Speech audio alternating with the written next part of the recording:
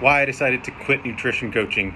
I believe I'm at least slightly better at speaking things out than I am about typing them out. So the email that you got, this is a video to accompany this. If you didn't get the email, it's okay. A little quick thing, as you listen or watch this, if it doesn't really resonate with you, stop watching it. That's really what you should do. But if this does resonate with you, I'm going to skip to the end and then fill in the blanks. I am now working with one new person each week, and that's it. That's all I'm going to do, because what we're actually doing now is something that is infinitely more important than how many grams of proteins, fats, and carbs that you're eating. So the reason that I decided to quit nutrition coaching is because I realized nutrition coaching does not solve the issue that people think it does. So we think that as long as I can figure out how to eat well, then I can have the health that I want. And that is true if the major component is also true. So here's the deal with it.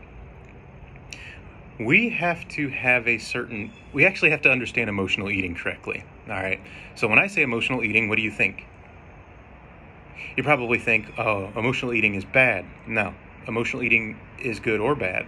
Here's an example. When I don't feel good, me personally, I don't think so well. And when I'm not thinking all that well, I tend to think about chocolate chip cookies. I love chocolate chip cookies. I love Mitchell's ice cream too, but so therefore how I feel follows through to how I think, and how I think follows through to how I eat. So then emotional eating, emotional eating. All right, now when I feel good, then I tend to think well, and then I tend to eat well. So emotional eating leads to feelings, and emotions tend to lead to eating. So emotional eating could be either or, right? So that is the key here, is how do we consciously choose how we want to feel? It's the same way how we consciously choose to lift something heavy. If we're working out, and like my goal back in the day was to be able to bench press 315 pounds, right? And I was able to do it, but not all at once. I had to practice. I had to bench press lighter weights all the way up until I could get to the point where I could then bench press 315 pounds, and then it ended up being rather easy. The same thing happens with like emotional eating, or us actually being in the physical shape or the shape with our health that we want to. We have to know our goal and then practice, in this case, practice feeling like it feels when we're at that. Because if we don't do it that way, here's exactly what happens. And if you're still watching this, this is actually what's happened to you. You've wanted to be a certain way, and then you found a program that you believed would help you or get you to the way that you wanted to look or feel or be. And then you actually got close to that. You were moving away from how you were, and you were getting closer to how you wanted to be. And then all of a sudden, you ended up back where you started or worse. And they call that a yo-yo diet. And that's true, because here's what's actually happening. Where you are and how you feel are the same. That's why you're there. And so the further that you move away from how you feel and where you are as you progress, that dissonance between those, eventually it's like a rubber band. Like if I have a rubber band on these fingers and I move them, the pressure and the tension keeps growing until it snaps back. And that's what happens. And sometimes you snap back, you snap further past where you started. But see, here's what happens. What if how we feel, we change it around? We take that rubber band and we flip it. So we actually start to work on how we choose to be feeling based on how we choose we want to be. Well, then that creates tension in the positive direction.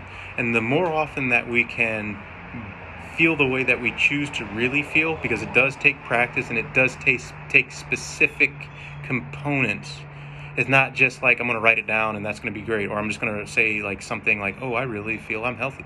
That's not how things work. If it did, then you say it a couple times and you're good. So this video is supposed to be about why I decided to quit coaching. It actually is.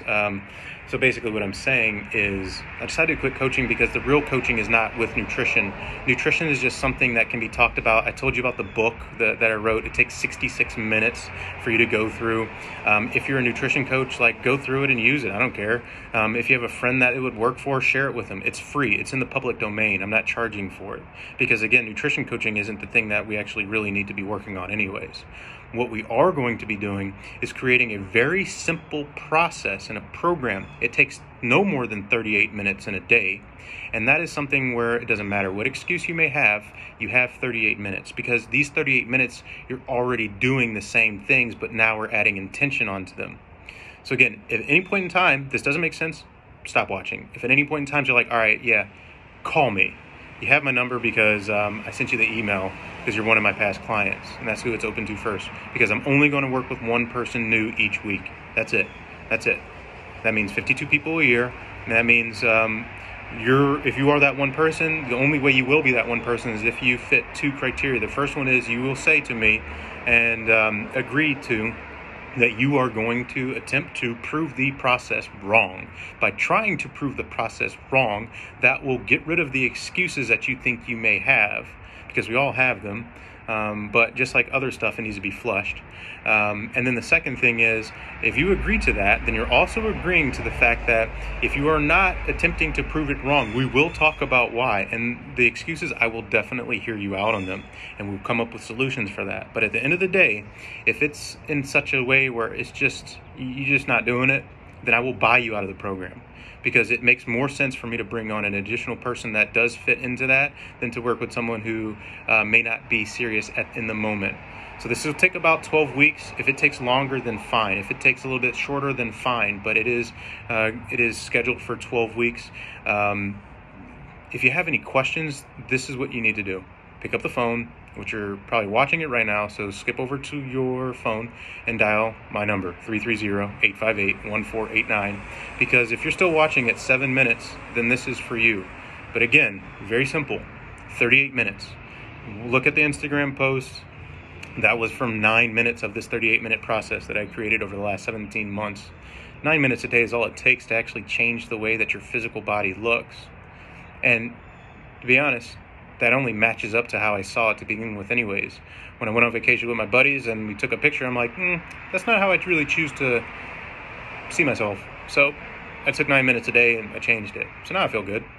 And that's why I can do stuff like this. Yeah, peck, pop, peck, pop, peck, peck, pop. I don't know. Hopefully this video's over. I'm just talking to you now. So call me if you have any questions.